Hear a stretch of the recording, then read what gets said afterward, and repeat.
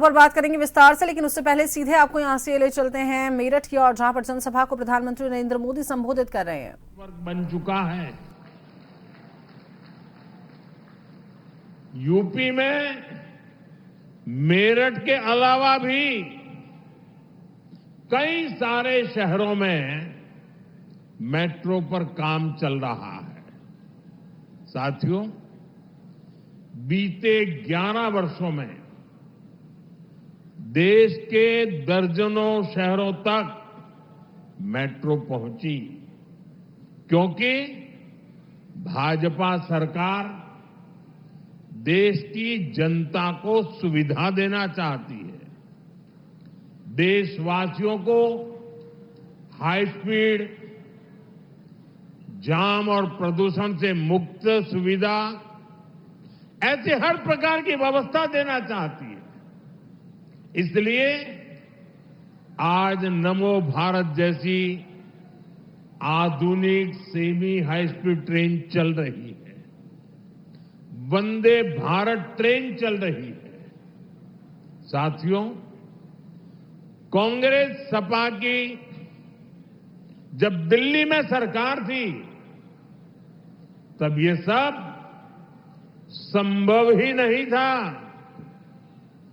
क्योंकि तब इंफ्रास्ट्रक्चर के प्रोजेक्ट्स घोटालों में ही गुम हो जाते थे। मेट्रो जैसी और उससे जुड़ी अधिकतर टेक्नोलॉजी भी हमें विदेशों से आयात करनी पड़ती थी। हमने घोटाले भी बंद किए और देश को आत्मनिर्भरता के रास्ते पर भी आगे बढ़ाया, क्योंकि भाजपा की प्राथमिकता देश का विकास है, देशवासियों की सुविधा और समृद्धि है। आप यही देखिए, मेरठ वासियों का, पश्चिम यूपी वासियों का जीवन कैसे बदलने वाला है। सराय काले खां, आनंद विहार, गाजियाबाद और मेरठ, इन स्टेशनों पर भारतीय रेल, मेट्रो और बस अड्डों को आपस में जोड़ा गया है। देश में ये पहली बार हो रहा है जब एक ही स्टेशन, एक ही ट्रैक पर नमो भारत और मेट्रो रेल चलेगी।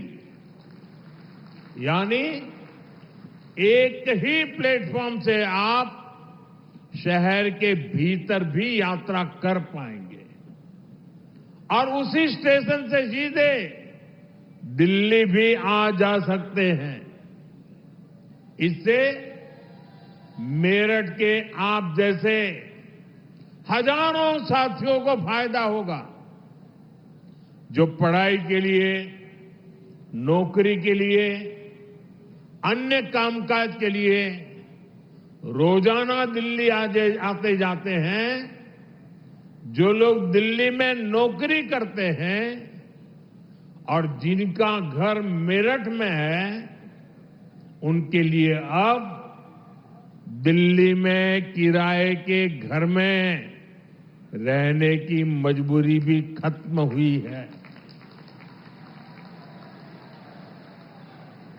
साथियों, आज भाजपा की डबल इंजन सरकार आधुनिक इंफ्रास्ट्रक्चर पर जो इतना सारा पैसा खर्च कर रहा है, उससे आपका पैसा भी बचता है और युवाओं को रोजगार भी मिलता है। यहां पश्चिम यूपी में ही देखिए, कैसे नए नए एक्सप्रेसवे बन रहे हैं, डेडिकेटेड फ्रेट कॉरिडोर बन रहे हैं, जेवर में इंटरनेशनल एयरपोर्ट बन रहा है। ये प्रोजेक्ट जब बनते हैं तब भी रोजगार मिलते हैं और बाद में नए उद्योग लगते हैं, नए कारोबार आते हैं, उससे भी रोजगार पैदा होते हैं। साथियों, उत्तर प्रदेश की ये धरती तो श्रम की धरती है, ये सृजन की धरती है। यहां के किसान हो, पशुपालक हो, छोटे लघु उद्यमी हो, बुनकर शिल्पकार हो, ये सभी विरासत और विकास के मंत्र को साकार कर रहे हैं।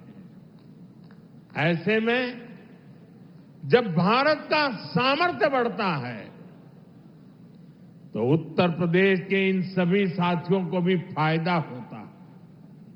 साथियों, आप आजकल देख रहे हैं कि दुनिया के प्रति और दुनिया के लोगों के मन में भारत के प्रति कितनी आस्था है, लोग कितने आशावान हैं। दुनिया के अनेक विकसित देश आज भारत के साथ व्यापारिक समझौते कर रहे हैं। एक समय था जब कांग्रेस की सरकार चाहकर भी विकसित देशों के साथ समझौते नहीं कर पाती थी, क्योंकि तब घोटालों के लिए बदनाम कांग्रेस सरकार से समझौते करने में दुनिया को हिचक होती थी। लेकिन आज विकसित देश भारत के साथ जुड़ने के लिए उत्सुक है, क्योंकि उनको भारत के विकास में अपना भविष्य दिखता है। उनको भारत की युवा शक्ति में उम्मीद दिखती है। आज दुनिया को लगता है कि भारत वो ताकत है जो 21वीं सदी की चुनौतियों का समाधान दे सकता है। साथियों, बीते वर्षों में भाजपा की सरकार ने जो वैश्विक समझौते किए, उससे लघु और कुटीर उद्योगों से जुड़े लोगों को भी बहुत फायदा होगा। इसका फायदा मेरठ के स्पोर्ट्स का सामान बनाने वालों को होगा।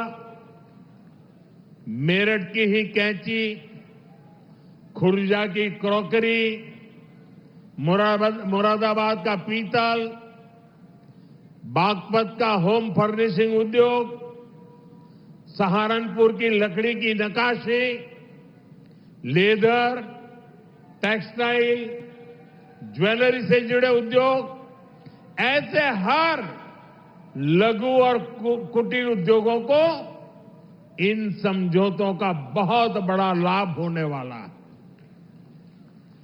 भाजपा की प्राथमिकता देश के छोटे बड़े शहरों के सामर्थ्य को दुनिया के कोने कोने तक ले जाने का है। यूपी के अलग अलग जिलों की पहचान बढ़ाना है। साथियों, हमारा मेरठ और ये पूरा क्षेत्र लघु उद्योगों का, एमएसएमईज का बहुत बड़ा सेंटर है। इस वर्ष जो केंद्र सरकार का बजट आया, उसमें हमने लघु उद्योगों के लिए 10,000 करोड़ रुपए के विशेष फंड की घोषणा की है। इससे यूपी के एमएसएमईज को लोन मिलना बहुत आसान होने जाएगा।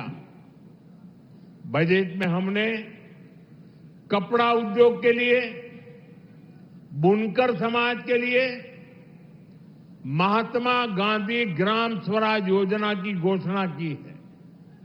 इससे खादी, हैंडलूम, हस्तशिल्प को विश्व बाजार तक पहुंचाने में मदद मिलेगी। साथियों, पहले छोटे कारीगर केवल 10 लाख रुपए तक का सामान कुरियर से भेज सकते थे। अब यह सीमा पूरी तरह हटा दी गई है। इससे मेरठ सहित यूपी के सभी बुनकर और अन्य छोटे उद्यमी ऑनलाइन ऐप के जरिए अमेरिका या यूरोप के ग्राहकों को भी अपने प्रोडक्ट आसानी से बेच पाएंगे। साथियों, मेरठ, हापुड़ और आसपास के इस क्षेत्र ने चौधरी चरण सिंह जी के विजन को शुरुआती दिनों से देखा है। यह हमारी सरकार का सौभाग्य रहा कि हमें चौधरी चरण सिंह जी को भारत रत्न देने का सौभाग्य मिला। भाजपा की डबल इंजन सरकार उनके विजन पर चलते हुए किसानों की आय बढ़ाने के लगातार काम कर रही है। इसके लिए फूड प्रोसेसिंग पर बहुत बल दिया जा रहा है। पीएम किसान सम्मान निधि का पैसा भी छोटे किसानों के बहुत काम आ रहा है। अब तक यूपी के किसानों को पीएम किसान सम्मान निधि के तहत लगभग 95,000 करोड़ रुपए मिल चुके हैं। इसमें मेरठ के किसानों को भी लगभग 800 करोड़ रुपए मिले हैं। भाइयों और बहनों, एक तरफ आज देशवासी भारत को विकसित बनाने के लिए दिन रात मेहनत कर रहे हैं, लेकिन देश में ही कुछ राजनीतिक दल हैं जो भारत की सफलता को पचा नहीं पा रहे। अभी आपने देखा, भारत में दुनिया का सबसे बड़ा एआई सम्मेलन हुआ। दुनिया भर के 80 से अधिक देशों के प्रतिनिधि दिल्ली आए। दुनिया के करीब 20 देशों के राष्ट्राध्यक्ष भारत आए। लाखों लोग हिंदुस्तान के कोने कोने से दिल्ली में जुटे थे। दुनिया के विकासशील देशों में ऐसा सम्मेलन आज तक कभी नहीं हुआ। मैं जरा मेरठ के लोगों को पूछना चाहता हूं, ये जो एआई सम्मेलन हुआ, आपको गर्व हुआ कि नहीं हुआ? पूरी ताकत से बताइए, आपको गर्व हुआ कि नहीं हुआ? आपका माथा ऊंचा हुआ कि नहीं हुआ? आपका सीना चौड़ा हुआ कि नहीं हुआ? ये काम भारत के लिए हुआ कि नहीं हुआ है? भारत के युवाओं के लिए हुआ है कि नहीं हुआ है? भारत के भाग्य को बदलने के लिए हुआ है कि नहीं हुआ है? 21वीं सदी में लीडरशिप लेने के लिए हुआ है कि नहीं हुआ है? पूरा देश गर्व से भर गया।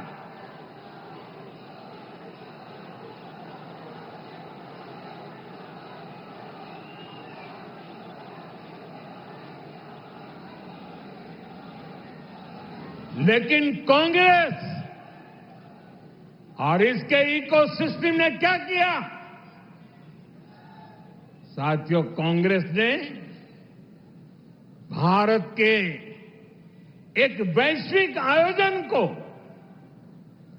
अपनी गंदी और नंगी राजनीति का अखाड़ा बना दिया।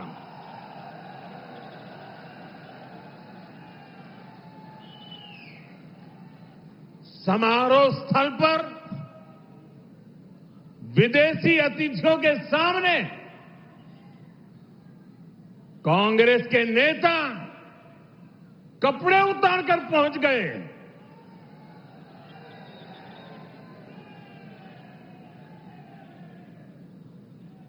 मैं कांग्रेस वालों को पूछता हूं, देश तो जानता है आप पहले से ही नंगे हो, फिर कपड़े उतारने की जरूरत क्या पड़ी?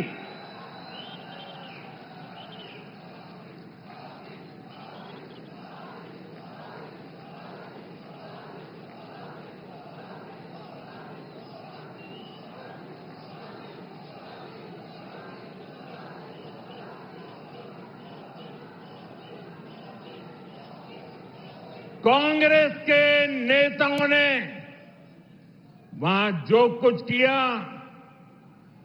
वो दिखाता है कि देश की सबसे पुरानी पार्टी वैचारिक रूप से कितनी दिवालिया हो गई है, कितनी दरिद्र हो गई है। साथियों, कोई कल्पना नहीं कर सकता। हम तो वो लोग हैं जो गांव में किसी के यहां शादी ब्याह होता है तो पूरा गांव उसे सफल बनाने में जी जान से जुट जाता है, ताकि मेहमान गांव की एक अच्छी छवि लेकर जाएं। कांग्रेस तो अपने ही देश को बदनाम करने में जुटी है। साथियों, कांग्रेस के नेताओं को मोदी से नफरत है। ये लोग मेरी कब्र खोदना चाहते हैं। मेरी मां को गाली देने से भी उनको कोई परहेज नहीं है। उन्हें भाजपा से विरोध है, उन्हें एनडीए से विरोध है।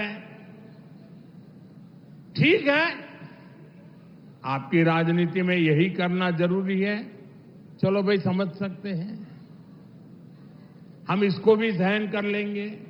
लेकिन कांग्रेस को याद रखना चाहिए था कि एआई ग्लोबल समिट ये बीजेपी का समारोह नहीं था और न ही उस समय बीजेपी का कोई नेता वहां मौजूद था। ये देश का कार्यक्रम था, देश के सम्मान का कार्यक्रम था, देश के लोगों के से पसीने से। लेकिन कांग्रेस ने परसों सारी मर्यादाएं तोड़ दी और पूरा देश कांग्रेस की इस रीति नीति पर थू थू हो रही है। लेकिन दुर्भाग्य देखिए, इतनी पुरानी पार्टी के नेता लाजने के बजाय गाजते हैं, बेशर्मी के साथ देश की बेइज्जती करने वालों का जयकारा कर रहे हैं। और ये मामला कांग्रेस की हरकतों का लगातार चल रहा है। पार्लियामेंट में क्या किया? पार्लियामेंट में खुद परफॉर्म कर नहीं पा रहे तो अपने साथी दलों को भी बोलने का मौका नहीं देते, पार्लियामेंट को चलने नहीं देते। और उसका सबसे बड़ा नुकसान कांग्रेस के जो साथी दल है ना, उनको हो रहा है। अब वो समझ गए हैं। ये अभी दिल्ली में उन्होंने जो ये नंगापन दिखाया, उनके सारे साथी दल चौंक गए हैं, सबने किनारा कर लिया। और मैं नम्रतापूर्वक देश के मीडिया को भी एक रिक्वेस्ट करना चाहता हूं। वैसे मैं मीडिया को हर प्रकार से झेलने के लिए ईश्वर मुझे शक्ति दे प्रार्थना करता रहता हूं, लेकिन आज मैं उनको प्रार्थना करता हूं कि कृपा करके हम जब इस प्रकार की हरकतों की आलोचना करें तो आप ये हेडलाइन मत बनाइए कि मोदी ने विपक्ष को धो डाला।